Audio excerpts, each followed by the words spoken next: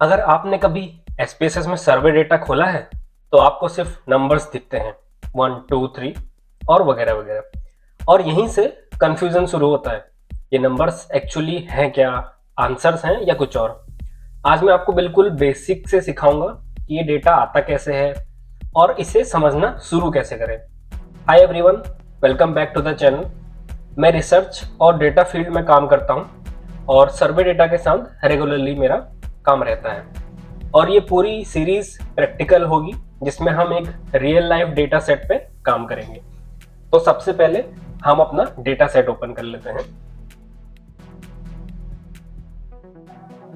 SPSS में जब भी आप डेटा खोलते हैं तो नीचे लेफ्ट पे, जहां पे मेरा कर्सर है उधर आप देखिए, नीचे लेफ्ट में आपको दो ऑप्शन मिलते हैं।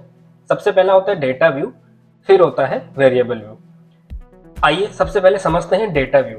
डेटा व्यू में आपको पूरा रॉ डेटा दिखता है, यानी जितने भी वेरिएबल्स हैं उनके अंदर जो भी वैल्यूज भरी गई हैं सब यहां दिखती हैं। और हर एक कॉलम एक वेरिएबल होता है। जैसे ये कॉलम, तो एक हमारा ये पहला वेरिएबल है Q1, फिर ये Q7, ये हमारा दूसरा वेरिएबल, ये हमारा तीसरा, और इस तरह से ये सीरीज लगातार चलते रहती है जितने भी हमारे पास वेरिएबल होंगे। अब दूसरा क्वेश्चन ये आता है कि ये वेरिएबल्स तो ठीक है, बट इनके अंदर जो आप नंबर देख रहे हैं 1 2 3, तो इन सब का क्या मतलब है। जैसे आप ये Q10 में देखेंगे 3 3 3 3 3 एंड देन लास्ट में यहाँ पर 1 है। इसी तरह से Q11 में अगर आप देखेंगे 5 2 3 4 3, तो ये काफी सारा जितने भी इसके अंदर वैल्यूज भरी गई है काफी कंफ्यूजिंग है। इस कंफ्यूजन को सॉल्व करने के लिए हमको जाना पड़ेगा वेरिएबल व्यू पे। सारी एक्चुअल अंडरस्टैंडिंग जो होती है हमारी वो वेरिएबल व्यू से ही आती है। सबसे पहले आता है नेम। यहाँ वेरिएबल का शॉर्ट नेम होता है, जैसे Q1 Q7 Q8 Q9 Q10। लेकिन सबसे इंपॉर्टेंट है ये लेबल। अब जैसे वेरिएबल का शॉर्ट नेम था Q1, ये हमारा पहला वेरिएबल था। अगर मैं इसके लेबल देखूं तो इसमें लिखा है do you consent to proceed ahead with the interview, यानी Q1 हमको ये बताता है कि ये जो हमारा कंसेंट है, Q1 वेरिएबल मतलब हमारा कंसेंट। Q7 ये है हमारा मोबाइल नंबर, यानी कि यहाँ पर क्या हो रहा है कि जो वेरिएबल है उसकी लेबलिंग हो रही है। हमको पता चल रहा है कि भाई Q7 जो है उसका मतलब क्या है, Q8 है उसका मतलब क्या है, Q9 है तो उसका क्या मतलब है। तो इस तरह से जितने भी वेरिएबल्स अगर आप डेटा व्यू में देखेंगे, ये Q8 Q9 Q10 Q, जितनी भी ये सीरीज चल रही है, इन सब का क्या मतलब है ये हमको समझ पे आएगा इधर नेम और लेबल से। ठीक है।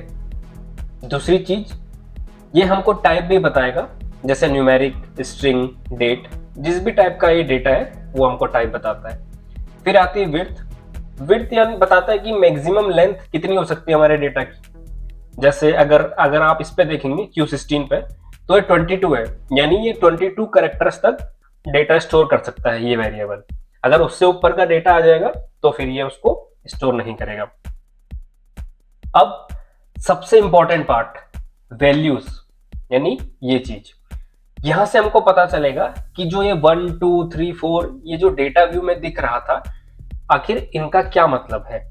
ये जो 1 2 3 वो ये सब दिख रहे थे, तो चलिए इसको देखते हैं। Q11 से शुरुआत करते हैं। अगर आप Q11 को यहाँ पे देखेंगे तो इसका मतलब तो था एजुकेशन स्टेटस, बट अगर आप वैल्यूज पर जाएंगे तो यहाँ पर आप देखेंगे कि 1 का मतलब है प्राइमरी स्कूलिंग, 2 का मतलब मिडिल स्कूल, 3 का मतलब सेकेंडरी स्कूलिंग, 4 मतलब हायर एंड सो ऑन, जितनी भी वैल्यूज इसमें मैक्सिमम भरी गई होंगी, ये उनका मतलब है।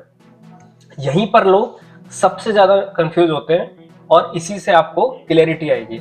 चलिए अगर अब हम इस चीज को डेटा व्यू में देखें तो देखिए अब आपको दिखने लगेगा कि 1 का मतलब देखिए ग्रेजुएशन था, 2 का मतलब आपका मिडिल स्कूल था। तो इस तरह से अब हम डेटा को धीरे धीरे समझेंगे कि भाई ये 1 2 3 जो है क्या होते हैं। इन सब की जो शुरुआत होती है वो होती है हमारे क्वेश्चनर से, यानी जब भी कोई सर्वे होता है तो उसका एक क्वेश्चनर बनता है और उसमें जो आंसर्स आते हैं वो हमारे नंबर्स फॉर्म में कन्वर्ट होके आते हैं। जैसे कि 5 मतलब ग्रेजुएशन, 2 मतलब मिडिल स्कूल। और ये क्या डोनेट करता है, ये यहाँ पर आपको दिखेगा, देखिए छोटा सा इधर पे टैब बना हुआ है ना। तो जैसे जैसे मैं इसको नीचे ले जाऊंगा, ऊपर आप देखिए वैल्यूज चेंज हो रही हैं, ठीक है। तो यही सब चीजें काफी इंपॉर्टेंट होती हैं। अब एक इंपॉर्टेंट और चीज है, अब आप देखेंगे इसमें काफी सारी वैल्यूज देखिए मिसिंग भी है, ये 999 भी लिखा हुआ है, ये सब है। तो क्या ये वैल्यूज गलत है या क्या है, इन्हें क्लीन करना बहुत जरूरी है, जो कि हम अगली वीडियो में सीखेंगे। इन सब के अलावा इस वीडियो में एक इंपॉर्टेंट चीज और है, जो कि है आपका मीजर। अगर आप ये मीजर देखेंगे तो एक्चुअली ये आपको बताता है कि डेटा किस टाइप का है।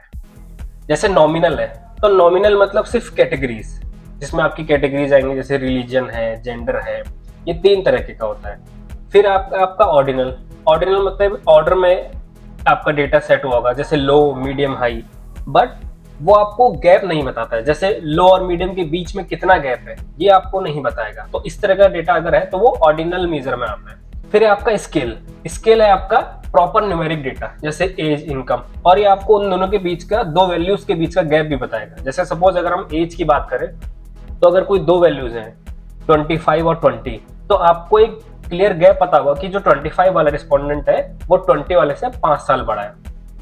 तो इन सब चीजों में ये मेजर हमारा यूज होता है उसको, और इसको इस तरह से समझते हैं। अगर आपको ये वीडियो हेल्पफुल लगा तो लाइक करें, शेयर करें और चैनल को सब्सक्राइब भी करें, क्योंकि अब इसकी अगली सीरीज में हम सीखेंगे कि जो भी हमारा ये डेटाज हैं, जैसे ये 999 है, ये मिसिंग डेटाज हैं, तो सबसे पहले इनको आइडेंटिफाई कैसे करते हैं, और ये कैसे जाने कि क्या ये वाकई में सही है या फिर इनको हमको क्लीन करने की जरूरत है। फिलहाल इस वीडियो पे इतना ही, अगली सीरीज में मिलेंगे। आपके कोई भी क्वेरीज हो तो आप कमेंट बॉक्स पे छोड़िएगा। फिलहाल के लिए थैंक यू सो मच।